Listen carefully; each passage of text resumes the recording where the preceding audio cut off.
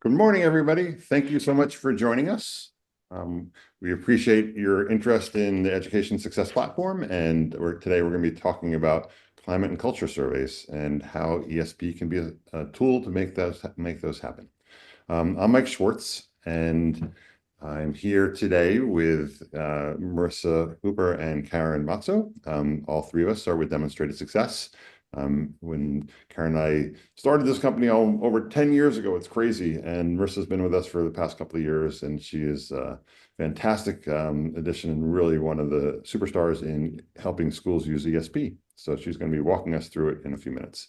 The Education Success Platform was something that we created originally with the thought of the fact that there's a need for education evaluation tools, and that there weren't good tools out there in schools to track teacher evaluations. Most schools have and still are using Google Docs or paper and pen, Word documents to do that type of thing. So we developed it in first to try to provide that tool that could be used to create forms and track teacher evaluation. We realized very quickly that it could do much more than that. And so we've used it now for a few years in helping schools launch climate and culture surveys. And now we've been trying to revamp it and re-released it over the past year or so. The state of New Hampshire is now using it. And it's now a tool that can be used to collect many different types of data. It allows you to build your own forms. You are able to take advantage of lots of forms that we've already created for you. You will see about some of those today. And it has a lot of functionality that lets you make sure surveys are completed hopefully reliably and with more accuracy, and automatically send out notifications and do a whole lot of things that allow you to get a good, complete data set when you're looking at things like climate and culture. So we're excited to share this with you. The nice thing about this tool is once you're using it for one thing, you can use it for all those things. So we hope that this is kind of a one-stop shop that allows you to take care of many things that you might have to look to multiple systems for right now. So whether it's tracking student behavior, doing climate and culture surveys, evaluating your teachers, you'd be able to do it all through the Education Success Platform. So with that, I'm going to turn it over to Marissa and Karen, and thank you all for joining us. Thanks, Mike. Awesome. Thanks, Mike. So we're going to start. Karen is actually going to give you a little bit of a climate and perception data overview about collecting this type of data in your school or district. Then we're going to get into using ESP to collect that data, and we'll be able to go right into the platform. And then after today, how you can learn a little bit more.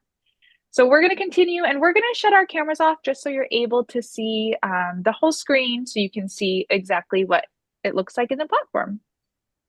And we should also mention, as we shut our cameras off, please, we appreciate questions and chats. So feel free to put a question in the Q&A section of the Zoom anytime as you have it. And we can always unmute you if you need to as well, but please feel free to ask questions. So, hello, everybody. I'm just going to take this slide to talk a little bit about, I'm not going to read the slide, but I figured it would be good to have all that information. Just talking about the connection between students feeling safe, having a sense of agency, a sense of belonging, a sense of safety and comfort in their learning environment has been directly connected through brain research, and evidence in schools that those conditions are really very necessary for students to be learning. And unless we have a handle on how our students are feeling, and in addition to how our staff is feeling in the building, because that also goes a long way for retaining teachers, for supporting staff members as they work their hardest to contribute to the community, we really need to have a strong understanding of the affective pieces of the days of the different community members in our school community. And collecting this sort of climate and culture information is really a first step to that. And what we recommend is collecting that information for all participants, for all groups in a school community. So, in the past, when we've done this work, we send it out to families and admin and staff, all staff members and students, and we modify surveys so that you can actually collect parallel information to see where maybe your impact is not what you intended for different populations. So that's a little bit about that. And then I wanted to point out to you that there is a law in New Hampshire. It's interesting as we've done this work where parents need the opportunity for any survey that's non-academic.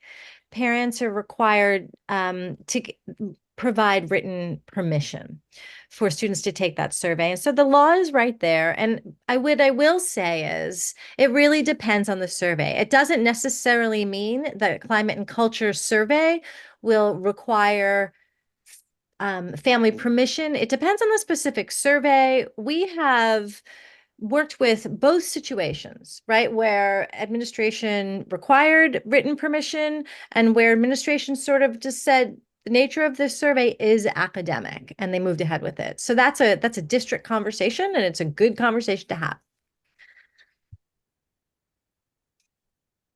I'm good, Maris. Okay. Sorry. Thank you, Karen. So now we're going to talk about how we can specifically use ESP to collect this climate and perception data. Mike went over a little bit about ESP, how it started and how ESP is really used for many reasons. And today we're just going to go into particularly using ESP to collect climate and perception data. But just a little bit about ESP in case you haven't been to our overview webinar is that it's a cloud-based system whose intent is to facilitate accurate and comprehensive data collection for educational purposes. And ESP can collect this data through the integration of forms and surveys, which we're going to show you today for specifically climate and culture. What's great about ESP is that those forms and surveys can be created or customized to fit your school's individual needs. And we can streamline the management of that information. And the goal is to really just make your school operations easier. So it's in this one location. It can consolidate all of the data that you collect. And some other things, besides the educator evaluation process that Mike had mentioned, we can use ESP to implement an MTSS framework, collect educator professional development. And again, what we're going to show you today is implementing those climate and culture surveys. Using ESP to collect. I'm sorry, there was a question about whether ESP is part of the data privacy agreement that the state has. And I just want to let you know, we have signed into that. Thank you for the question. And so, if your district is part of that and needs to get added on, if it's like there's an addendum that you get added to, that is something we can do. So, thanks. Sorry, Marissa. Awesome. Thank you. Yes. And thank you for that question. So using ESP, when we think about collecting climate and perception data, what ESP allows you to do as a school or district is that we can collect that data from all stakeholders in the community, students, staff, families, administrators, and school board members. And as Karen had mentioned of sort of the why we need to collect this data is that we can hear the voices of all of the members that make up our school community. When we collect that data, I know Karen talked a little bit about the law, but what ESP allows you to do is you can collect that data anonymously, and you can also collect it identified if you wish as well. But then there's also an option for a distinct anonymous, which ensures that when you collect data anonymously, there's only one submission per person. Again, we have that single location to collect and house all of the climate, culture, and perception data, as well as, other reasons you might be implementing or using ESP. What ESP currently has is our surveys on school climate, school perception, engagement, and environment. We have created these surveys, and what you're able to do is you can use them, but you're also able to easily customize them to make it suitable for your school. And also you can create them on your own. And we're going to show you that today of how you can use ESP to do that. We also, with that law, the parent approval piece, what ESP is great for is sort of keeping track of that. We're going to be able to link parent approval with student access. So if you send out a parent permission form in ESP, to determine if students are able to take part in these surveys. It will directly link to the climate and culture survey and only allow students who have that parent or guardian permission to complete the survey. So not only can we, collect this data, but ESP also allows you to export that data into an Excel spreadsheet, as well as give you statistics and graphs that summarizes all of the data in order to facilitate discussion, which will help you target action and make change so that students and parents and guardians and staff, they all feel, safe in their environment and can, use it and continue to grow in their academics. So we're going to go live now. We're going to show you, what the education success platform looks like. So this is our landing page. And as we stated, ESP is used for many reasons. So these are some of the forms that we have in this landing page, some new forms, in progress forms, and completed and past due forms. How we're going to use ESP for the climate and culture surveys is a little different, because when you send this out to parents and students, they do not need to have an ESP account to access these surveys. What I want to show you first is if we go into the ESP forms, we have all of these categories. We have the curriculum forms, the educator evaluations, and more of the forms in here that ESP works with. But we're going to show you today the environment and climate surveys, some of what we have in here.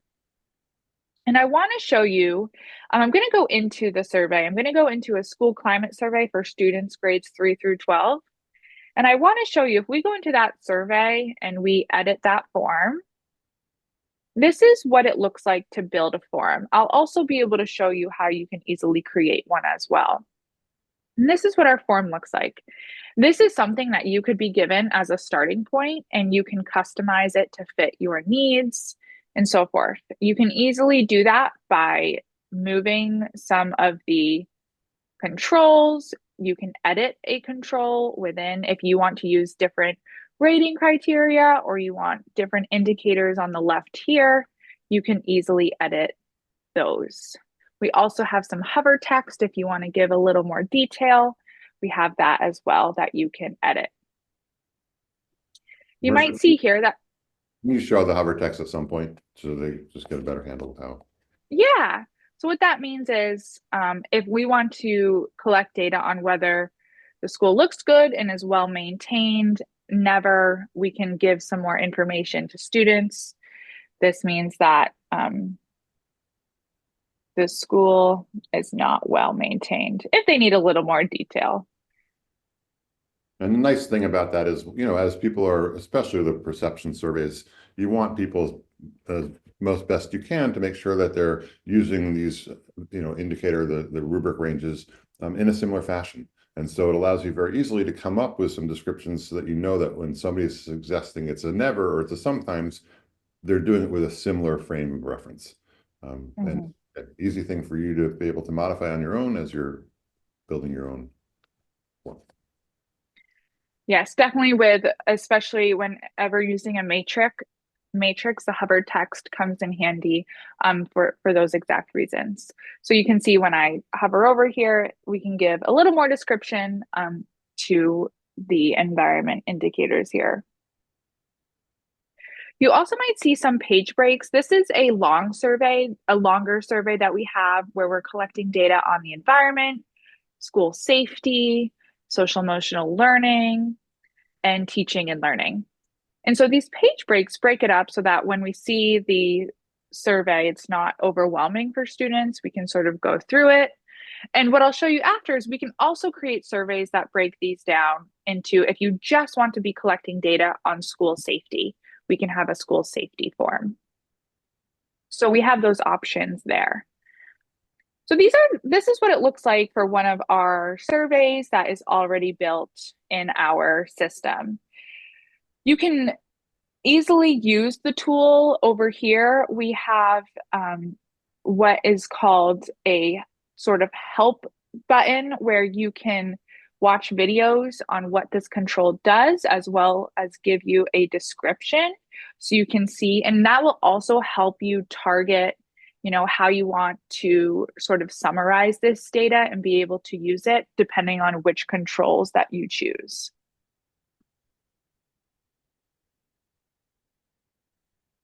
And this is an example of maybe just collecting a student safety survey if we're just looking to sort of, look at safety, how our students are feeling, maybe how our staff is feeling, or the families sending their students to our school. Right here is where we can easily create a new form. If I wanted to collect a survey on social emotional learning, I can fill out my title, my description, and I can save that and start building the form. Again, using these controls and a little more description on the right. So that was a little bit about building a form. And if you are using ESP, the best part about ESP is that it is very intuitive, but we're also here to help you, learn some of the controls and how you can also build these forms. What I wanted to show you next is how we can share a form. This is, one of the biggest pieces to what will separate ESP from, other platforms for collecting this kind of data. I'm going to look at the school climate survey for parents and guardians. If I wanted to collect data, I can go to the share form. And what we did here is we were collecting data in the beginning of the year, the middle of the year, and the end of the year from families so that we could see if we were making growth in areas that we sort of in the beginning of the year decided we needed to. So this is what it looks like in our sharing part. We can see here that this was our beginning of the year survey. These were already shared. I'm going to show you how else you can create that. We made it an anonymous share, so that way when we collect the data, it is anonymous and it's through this link. That way we can put this link in a school newsletter or email it just to our families. We can share this link with those of who we want to collect the data from, and we're given this completion status. So we can see, how many surveys are in progress and how many surveys are completed for the 3 shares. What I want to show you here is how to create a new share. Right here is what I was talking about with that anonymous share. This allows you to create a link that you can send, again, through an email, a newsletter, maybe on your public website. And this will not be tied to a user. So it's not going to track who has filled out what. What's great about this as well, like I said earlier, is that families do not need to have an account. They can access these surveys without needing to have any sort of login. This distinct anonymous share, that's what we were also saying, is that you can collect data anonymously. However, it's tied to one response per user filling out that form. So you have a specific list of emails. We've done this survey, this type of share within schools already, where they're collecting data from students so they can put in all their students' emails. And you can do that very easily. You don't have to type in all the emails. We're able to do that easily. But so it's collecting the data anonymously, but they're only allowed to submit one response. And Marissa, just to jump in for a sec, so it keeps a student from forwarding an email and having multiple, it's like almost stuffing the ballot box, let's say. Yes, thank you, Karen. Karen's used this specific type of share with students, and so she knows a lot about this. So if you have any questions, please ask. And then we have that secured share. If you were looking to collect data that was not anonymous, it will record, who submitted which response. We also have this organizational share, but we wouldn't necessarily use that with students or parents, but we might use that with staff and other users in our ESP system. Marissa, So if I go, oh, no, thanks. I'll just mention as well that the other benefit of like the distinct anonymous and the secure share are it allows the user in those situations to start the survey and then walk away, save it, come back tomorrow and do a little bit more, maybe work on it over a period of a day or two or whatever it takes. An anonymous share, you have to start and finish right away because we're not tracking, there's no connection to that person's survey. So they have to finalize it within one sitting. But just another factor. And we obviously there's conversations we've had as we've done this with school districts over the past several years that you always have, right? The conversation of, do we want to prevent somebody from submitting more than one survey because we're worried about the stuffing the boxes Karen mentioned, or do we want people to submit surveys with their name because we think that's going to influence the way they respond in a good way or a bad way. So those conversations are ones you probably will have if you haven't already had. But the nice thing about it, ESP, is it allows you for whichever reason and needs you have to do it in any of those different ways that make sense for you. And also thank you, Mike, that distinct anonymous share is where we can tie the parent permission to the share with the student. So only the students who had that parent permission would get access to this form. Good point. I can get into that distinct anonymous share just to show you a little bit about, I can put in the share name, when the start date is, the target date, and an end date. And I can give a custom message in the form as well, and then enter assigned users, their email addresses, or within an organization. We can use that as well and create that share. Lastly, I want to show you two other sort of tabs here. We can see the in progress and completed forms. Again, if it's an anonymous user, we're not able to see, who's in progress and who has completed. But if it is tied to somebody, we are able to see where they are at within filling out this form.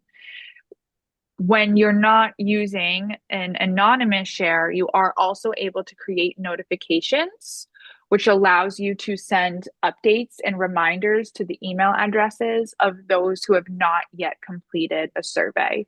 So you can see that Anne and Rebecca, they are in progress in their survey. It might be past the due date. If we create this notification, it will send it to those users and say, do not forget to finish this survey. And then also we had talked. Marissa, I'm sorry. Go ahead, Mike. We're short on time, but I just want to mention briefly about the notification, especially when you're doing these perception surveys. We know, when you send out an email and you say, please complete this by 2 weeks from now. Frequently, people put it leave it in their inbox and hope to get back to it, and frequently forget. So the notification we found, especially working with the Department of Education, for example, and having schools submit surveys, has been extremely effective.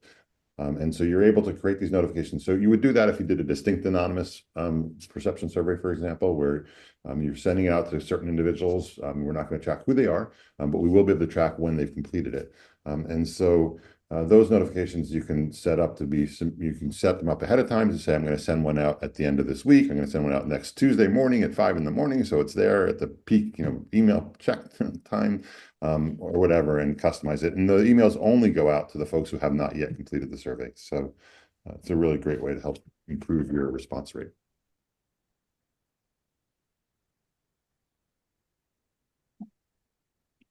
And then we had discussed, viewing the data and statistics page, which will help us, determine where we're at in the social emotional learning, safety, whatever we might be collecting data on, where we're at as a school or district within the different community members that we're collecting the data from. So this is a little bit about what our data and statistics page looks like. This is where we can download the statistics and export it into an Excel spreadsheet. But if we scroll down, we can see that ESP provides these graphs for us so that we can easily analyze the data we've collected. So we can have these bar graphs, of who, this is just what is your child's grade. This is all mock data. So this isn't uh, data that's going to help with anything specific. We put this in here. So this isn't tied to anyone's school or anything. But this is how we can, collect that data.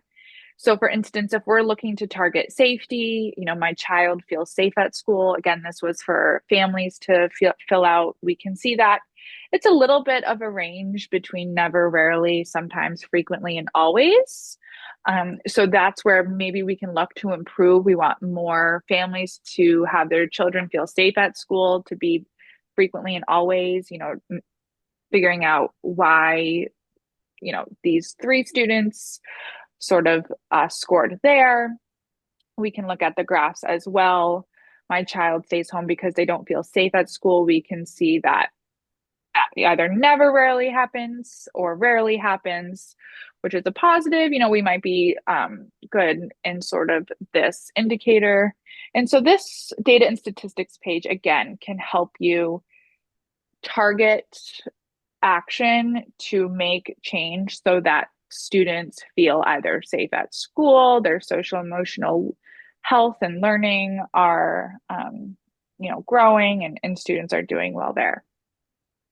So that's a little bit about our data and statistics page.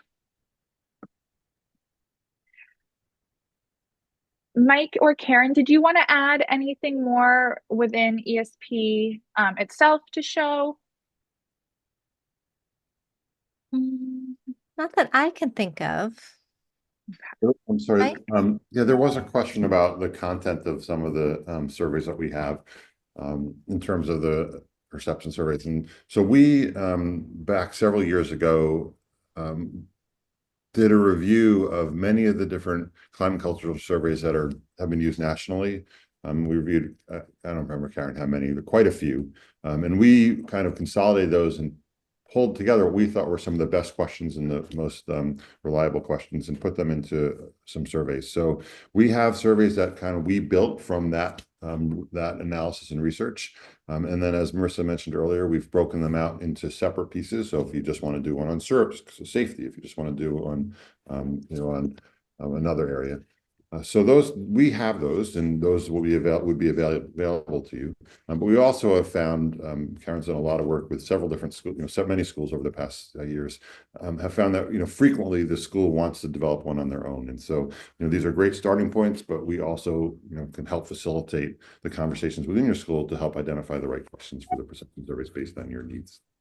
Yep. And if you've used a survey previously, you can recreate it in here so that you can keep that consistency. Yeah, and we can also target, grade levels as well. We have surveys specifically for high school students and staff, as you can see here, and some surveys for students grades 3 through 8, elementary, middle school, so that you're able to target the specific, audience of, or the specific ages. Needs, yeah. Yes, development needs. Yes.